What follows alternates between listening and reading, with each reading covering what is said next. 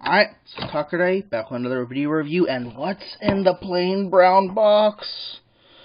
Well, this is the review that I said I was going to do in my last vlog, and I'll put a link down below for that if you're interested.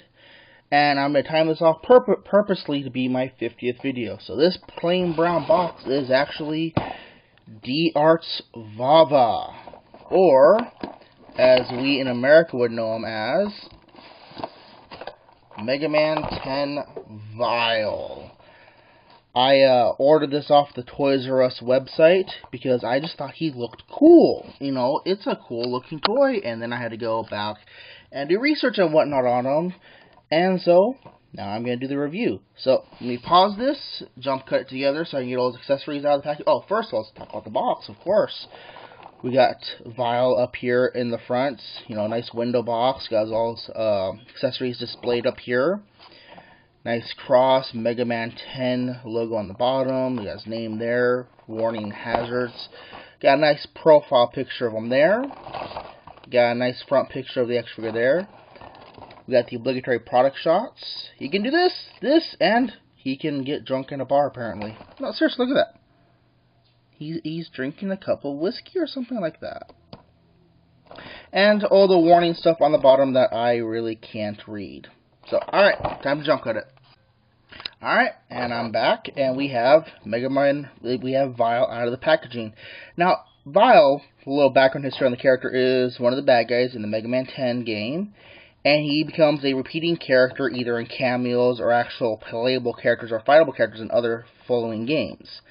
In the end, he's basically your prototypical badass. He is uber powerful, he's uber skilled, and he just wants to kill and cause mayhem. Mainly by hunting the Mavericks and the Maverick Hunters. So, yeah. Okay, cool. The funniest part is that he really does look like a purple Boba Fett with that faceplate going on. But let's get into the figure himself. He's very well detailed. Almost all his paint has a metal flake to it. The white on his feet, the purple on his legs, even the black on his legs have a little bit of metal flake. Not as much as I would like, but still a little bit. And all his detail is nice. He's got the red dots on his chest. He's got the chest vents going on. The head sculpt is very nice. They even put clear crystals, clear plastic in his ears to get that whole clear crystal look going on. And he's got the logo of his original team tampographed on his helmet, which is really nice. The back of the head is nicely detailed, and I know this purple backpack is kind of what the heck, but it is accurate to the character model too, so alright. They even went so far as to detail in his feet with the red crystals on his feet, so he's got, like, you know, rocket pads going on. Really cool. Articulation-wise, he's a figure arts, so he does not disappoint. He's got the double ball joint in his neck, in the base of his head, and in the base of his neck. He's got pec movement, so he can move his arms forward and kind of like hunch forward a bit. He's got 360-degree swivel on the shoulders and in and out. An upper arm swivel. A beautiful double jointed elbow. Look at that. He's got a double ball jointed wrist. He's got a ball joint in the hand and in the forearm. So you can get some really nice, subtle positions going on with his wrists. Which is really cool. He's got a ball joint in the top of his chest and in his waist. But it's kind of hard to get them to line up in any pleasing way, so I really just use the top one usually. And he's got the drop-down hips that we saw in my SH Figure Arts Shinkenger Gold review. He's got an upper thigh swivel. He's got a ball joint in the hip. He's got a huge, look at that, with these big old honking feet, he's got that big old huge knee bend. And then, he's got, oh, yeah, that will happen occasionally, so be careful. He's got a ball joint in the upper leg, a swivel, and then another ball joint down there. Now, if that ever happens, you just gotta line it up.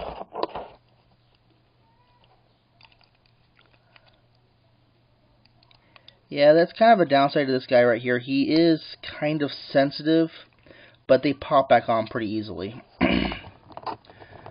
So, yeah. Let's get my comparisons in here before we start talking. Oh, first of all, he does come with an instruction sheet. That just shows where you're supposed to put everything. So, alright. So before I get into the accessories, let's get in my comparison shots. First of all, and I'm going to stick with just the robot modes. There's no really reason to compare them to the vehicle modes.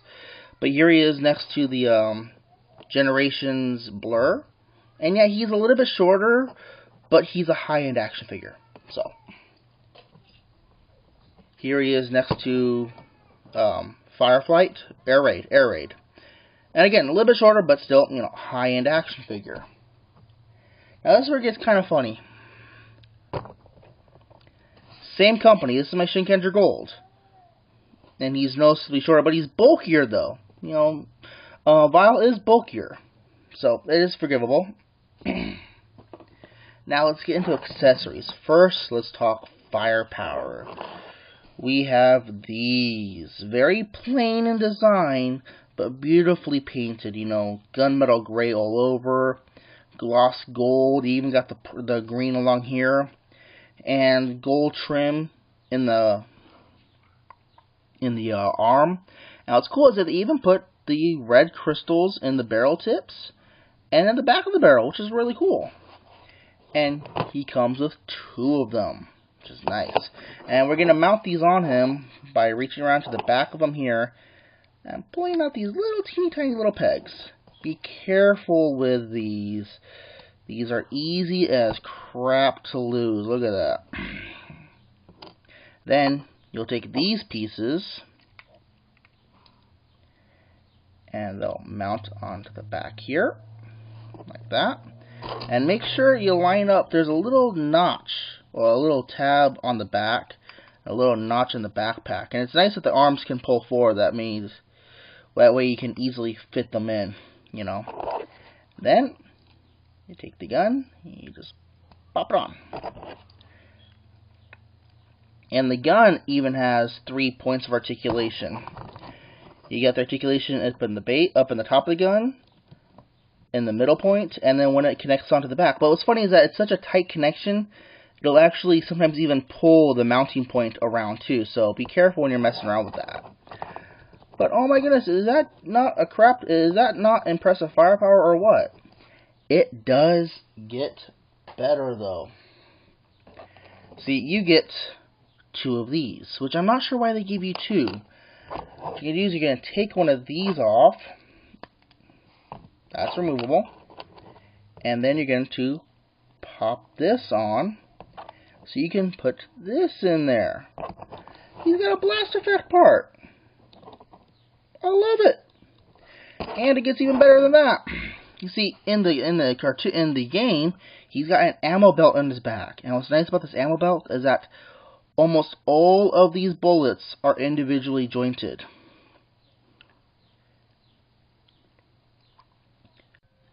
I'm sorry about that little hiccup there. The camera, my batteries died on me. I thought I had a full supply too. Okay, like I was saying, this ammo belt is completely hinged.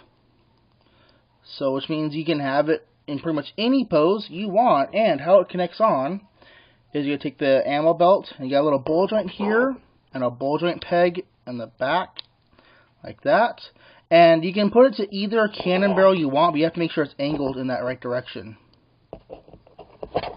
So then you get it in there and you peg the cannon back on, and there you go. He has ammo belt there too, which is, I really like that. So yeah. So let me go ahead and get all this stuff cleared off of them, and then we'll get into the extra limbs you get too. Oh, but one thing I want to mention real quick is you only get 1 blast effect, but they give you 2 replacement barrels. I really wish they'd given an extra blast effect. That'd have been really, really nice. So, alright, be back in a second. Okay, so now we talk hands. And he comes with 2 sets of hands. He comes with his standard fist hands, which have been plugged in since the start of the review. And then he comes with his expressive hands. Let's go ahead and peg those in here. Now be careful when pegging the hands in, because the hands peg onto kind of a double bowl jointed beam pieces, like barbells kind of. And if you're not careful, you'll pop the barbell out, and it's a very small piece and easy to lose. But these hands are great for doing random expressives, you know, like being angry and yelling at the world, "Why?" You got the nice face palm. So, you know, that's cool. And then he comes with one extra hand for holding what is probably his greatest accessory ever.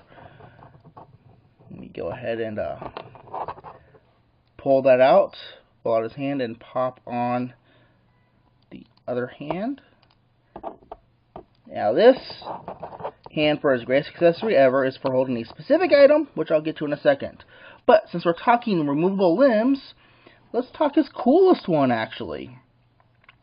It's his replacement leg. And I was trying to figure out why he did this until I saw a review for TJ Omega who said it's his mid-air gun. He jumps up in the air, and his leg transforms into a gun, which is really cool. Now, one thing that's interesting is that, yeah, this thigh piece is shaped differently than the one that's on there. But in order to put it on there, they want you to pop the ball joint off on his hip, pop this on, then take apart the leg to put the cannon in there. I really don't want to do that, so I'm just going to slide the leg off, slide that piece out, take the leg on the gun out, and then it just slide pegs all together, very nice and tight. And then you just gotta slide that one back on there too. And now you pose him with a cannon sticking out of his leg, which is cool. It's like Vash the Stampede from Trigun. In Vash's case, his hand transformed into a gun. But still, that is really, really cool. I don't understand why they gave us this piece. You know, they could have just as easily have left this out and give us another blast effect. Speaking of which, you know, in the cannon, he's got the little red crystal also, but you can pull that off. And now he's shooting from the hip, shooting from the knee. Which is all kinds of cool right there. So, let me wrap up this review with talking about, as I said before, his greatest accessory ever. A shot glass with whiskey or bourbon or something in there that is so well molded that the glass and the liquid inside are two separate pieces. They even molded in pieces of ice. And when I started playing with this guy, I dropped the cup on my desk and the liquid actually came out. So if that happens again, I have to glue it in. But this fits snugly in his hand. So he can be shooting sons of guns with a knee gun while knocking back some brandy like a boss. That was not necessary, wasn't it? Yeah, okay. I'm sorry. This is a great figure. There's a couple little issues here and there, you know, but for what you're paying, the issues can be over. For what you're paying, you get what you pay for. There you go. You get what you pay for. This guy is friggin' cool. Great posability, great accessories, great quality of plastic. You know, I wish they'd given me an extra blast effect, and I don't see why they bothered with this thing.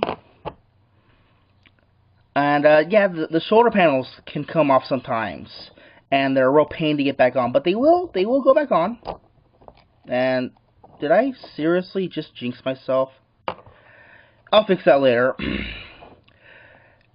That aside, it's a great figure. I really am glad I picked it up.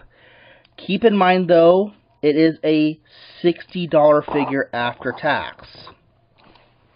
That's what Plate isn't even on right now anyways. It's a $60 figure after tax. So be aware of what you're buying. This is not a kid's toy at all.